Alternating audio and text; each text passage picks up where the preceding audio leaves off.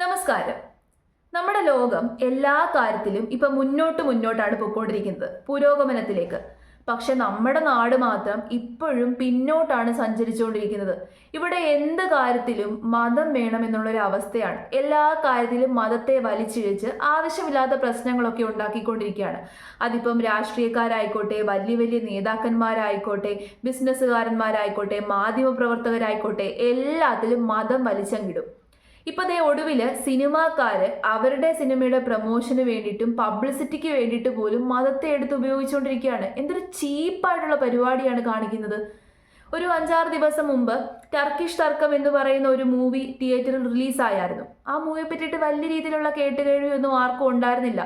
Cinema റിലീസായപ്പോൾ അധികം പേരൊന്നും അങ്ങനെ ഒരു സിനിമ റിലീസായി എന്ന് പോലും അറിഞ്ഞു കാണത്തില്ല. നമ്മുടെ സൂക്ഷ്മദർശിനി മൂവി റിലീസായ സമയത്താണ് ഈ മൂവിയും റിലീസാകുന്നത്. പക്ഷേ 5-6 ദിവസം കഴിഞ്ഞപ്പോൾ എന്ത് ചെയ്തു? അതിന്റെ സംവിധായകനും പ്രൊഡ്യൂസറും കൂടി ചേർന്ന് ആ മൂവി തിയേറ്ററിൽ നിന്ന് അങ്ങ് പിൻവലിച്ചു. വാർത്താ സമ്മേളനമൊക്കെ വിളിച്ചുകൂട്ടി. അപ്പൊ പത്രക്കാരോട് അവർ പറഞ്ഞത് ആരൊക്കെയോ ചേർന്ന് അവരെ ഭീഷണിപ്പെടുത്തി, ഒരു പ്രത്യേക മതവിഭാഗത്തിന്റെ മതവികാരം വ്രണപ്പെട്ടു, ഭാവിയിൽ ഒരു പ്രശ്നം ഉണ്ടാകാതെ ഇരിക്കാനാണ് പിൻവലിക്കുന്നത് എന്നൊക്കെയാണ് അവർ കാരണമായിട്ട് പറഞ്ഞത്. പക്ഷെ അതിനുശേഷം ഇപ്പൊ പുറത്തു വരുന്ന വാർത്ത എന്ന് പറഞ്ഞു കഴിഞ്ഞാൽ അവരത് വെറുതെ ക്രിയേറ്റ് ചെയ്ത് ഫോൾസ് ആയിട്ട് ക്രിയേറ്റ് ചെയ്തൊരു സംഭവമാണ്. അങ്ങനെ ആരും തന്നെ അവരെ ഭീഷണിപ്പെടുത്തിയിട്ടില്ല എന്നുള്ള രീതിയിലുള്ള വാർത്തകളാണ് ഇപ്പൊ പുറത്തു വരുന്നത്.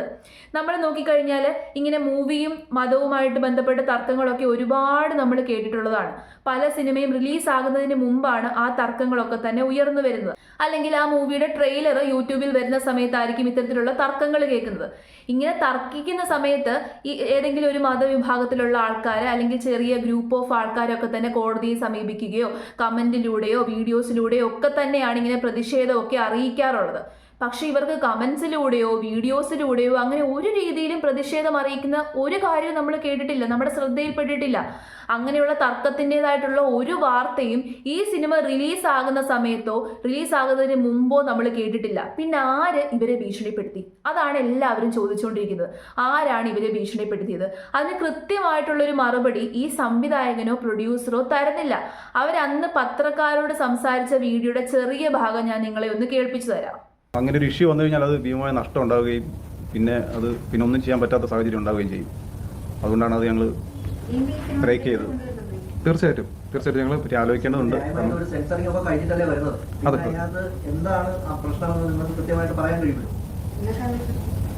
എങ്ങനെ പിൻവലിക്കുന്ന ആൾക്കാർക്ക് അതെ ഒരു പ്രത്യേക വിഭാഗം ആൾക്കാർ അതിനകത്ത് കുറച്ച് ഡയലോഗ്സുകൾ ആണ് അവരൊന്ന് പറഞ്ഞത്. നമ്മുടെ ഡയലോഗ്സുകൾ അവർ പ്രവർത്തിക്കുന്നു എന്നുള്ള സാധനമാണ്.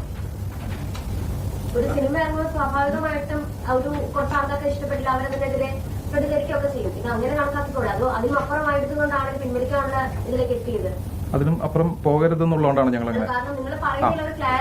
അതായത് ഇപ്പൊ നിങ്ങളും ഇതിന്റെ എല്ലാ ആൾക്കാരെ റെപ്രസെന്റ് ചെയ്യുന്ന ആൾക്കാർക്ക് ഞങ്ങളൊരു ഷോ തന്നിട്ട് നിങ്ങൾ തീരുമാനിക്കും ഇതിനകത്ത് എന്തെങ്കിലും ഉണ്ടോ ഇല്ല എന്നുള്ളത്. കേട്ടില്ലേ? അവരുടെ സ്റ്റേറ്റ്മെന്റിൽ തന്നെ ഒരു വ്യക്തതയില്ലായ്മയുണ്ട്. മാധ്യമങ്ങളുടെ ചോദ്യത്തിന് കൃത്യമായിട്ട് അവർ മറുപടി പറയുന്നില്ല. അവർക്ക് തന്നെ അറിയില്ല അവരെ ആരാണ് ഭീഷണിപ്പെടുത്തിയതെന്ന്.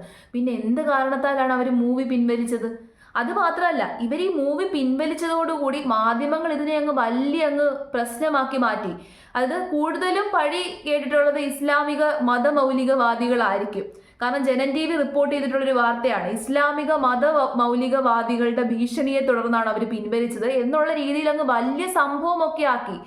മുസ്ലിങ്ങൾ എല്ലാവരും കൂടി ചേർന്നാണ് അവരെ ഭീഷണിപ്പെടുത്തിയത് എന്നുള്ള രീതിയിലേക്ക് കാര്യങ്ങളെ കൊണ്ടെത്തിച്ചു. പക്ഷെ അങ്ങനെയുള്ള ഒരു കാര്യവും നമ്മൾ കേട്ടിട്ടില്ല. അങ്ങനെ ഒരു സംഭവമേ നമ്മൾ അറിഞ്ഞിട്ടില്ല. സോഷ്യൽ മീഡിയയിൽ ചർച്ചയായോ ഇല്ല. കമന്റ്സിലൂടെ പോലും അത്തരത്തിലുള്ള ഭീഷണിയോ അത്തരത്തിലൊരു സംഭവമോ ഉണ്ടായിട്ടില്ല. പിന്നെ ഇവർ എന്തിന്റെ പേരിലാണ്? അതുമാത്രമല്ല, ഈ സിനിമയിൽ അഭിനയിച്ചിട്ടുള്ള 2 ആക്ടേഴ്സ്, ഇപ്പം സണ്ണി വെയിൻ ആയിക്കോട്ടെ ലുക്മാൻ ആയിക്കോട്ടെ, അവർ രണ്ടാളും ഇപ്പൊ ഫേസ്ബുക്കിലൂടെ പോസ്റ്റ് ഇട്ടിട്ടുണ്ട്.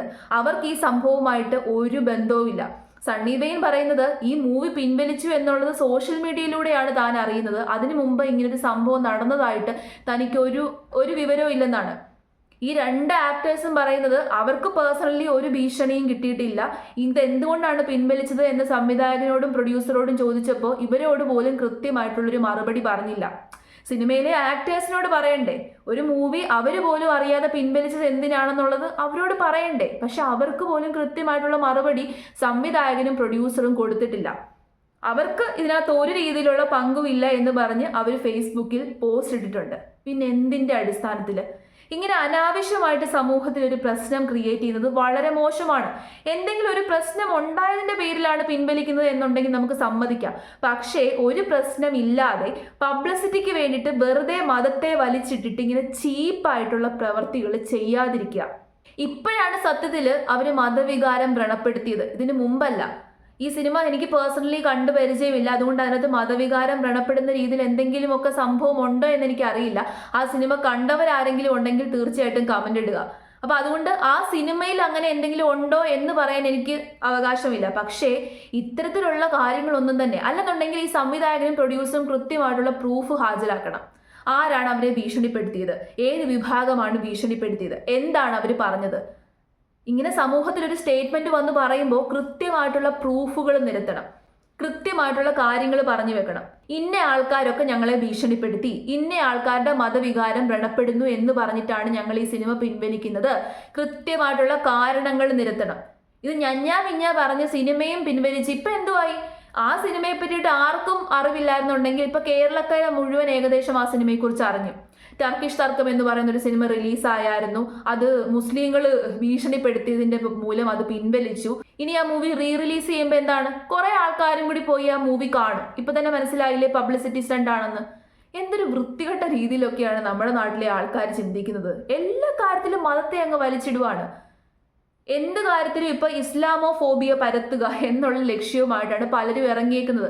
ഇത്തരത്തിലുള്ള വാർത്ത എടുക്കുമ്പോഴേക്കും എന്താണ്, ഇപ്പം RSSകാരായിക്കോട്ടെ BJPക്കാരായിക്കോട്ടെ അല്ലെങ്കിൽ ഇപ്പൊ ജനൻ TV ഒക്കെ തന്നെ ഇതിനെ അങ്ങ് വലിയ ആഘോഷമാക്കി വലിയ ചർച്ചാ വിഷയമാക്കിയേക്കാണ്. മുസ്ലിങ്ങളാണ് ഇതിനെല്ലാം കാരണം, മുസ്ലിങ്ങളാണ് ഈ ഭീഷണിപ്പെടുത്തിയത് എന്ന് പറഞ്ഞുകൊണ്ട്. ഞാൻ പറഞ്ഞില്ലേ, ഒരു കാര്യവുമില്ലാതെ നമ്മുടെ സമൂഹത്തിൽ പ്രശ്നമുണ്ടാക്കിക്കൊണ്ടിരിക്കുകയാണ് മതത്തിനെ വലിച്ചിഴിച്ചുകൊണ്ട്. അവർക്കറിയാം മതമാണ് ഏറ്റവും വലിയ സെൻസിറ്റീവ് ടോപ്പിക്ക്. മതമായതുകൊണ്ട് തന്നെ മതം റിലേറ്റഡ് ആയിട്ടുള്ള എന്തെങ്കിലും ഇഷ്യൂ ഉള്ളതാണ് എന്ന് പറഞ്ഞു കഴിഞ്ഞാൽ കുറച്ചും കൂടി മാധ്യമ ശ്രദ്ധ പിടിച്ചു പറ്റാം, കുറച്ചും കൂടി ആൾക്കാരുടെ ശ്രദ്ധ അങ്ങോട്ടേക്ക് വരും. അങ്ങനെ അത് വലിയ രീതിയിലുള്ള ചർച്ചയാകും. അവസാനം സിനിമ റിലീസ് ചെയ്യും, റിലീസ് ചെയ്യും. അപ്പോൾ പിന്നെ എല്ലാ ആൾക്കാരും പോയി കാണും. എന്താണ് ഇതിനകത്ത് ഇത്ര വലിയ തർക്കിക്കാനുള്ള സംഭവം എന്നൊക്കെ ആ ഒരു ക്യൂരിയോസിറ്റിയുടെ പേരിൽ സിനിമ കുറച്ചും കൂടി ആൾക്കാർ പോയി കാണും. അതാണ് സംഭവം. അല്ലെന്നുണ്ടെങ്കിൽ ഇപ്പൊ ഇത്രയും വലിയ വിവാദമായി, ഇപ്പൊ ഒരുപാട് ആൾക്കാർ ഇതിനെ പറ്റിയിട്ട് നെഗറ്റീവായിട്ടുള്ള രീതിയിലുള്ള കമന്റ്സ് ഒക്കെയാണ് ഇടുന്നത്. അതുകൊണ്ട് തന്നെ സംവിധായകനും പ്രൊഡ്യൂസറും കൃത്യമായിട്ട് വന്ന് എക്സ്പ്ലനേഷൻ തരണം. എക്സ്പ്ലനേഷൻ തരേണ്ട ഉത്തരവാദിത്തം അവർക്കുണ്ട്. അങ്ങനെ എക്സ്പ്ലനേഷൻ അവർക്ക് തരാൻ സാധിച്ചില്ല എന്നുണ്ടെങ്കിൽ ഈ സിനിമ ബഹിഷ്കരിക്കണം. ഈ സിനിമയുടെ പുറകിൽ ഒരുപാട് പേരുടെ എഫേർട്ട് ഉണ്ടായിരിക്കും, ഒത്തിരി കാശ് ചെലവാക്കിയതായിരിക്കാം. പക്ഷേ കാശ് ചെലവാക്കി എന്ന് പറഞ്ഞുകൊണ്ട് ഇങ്ങനെ വൃത്തികെട്ട ചീപ്പായിട്ടുള്ള പരിപാടി കാണിക്കരുത്.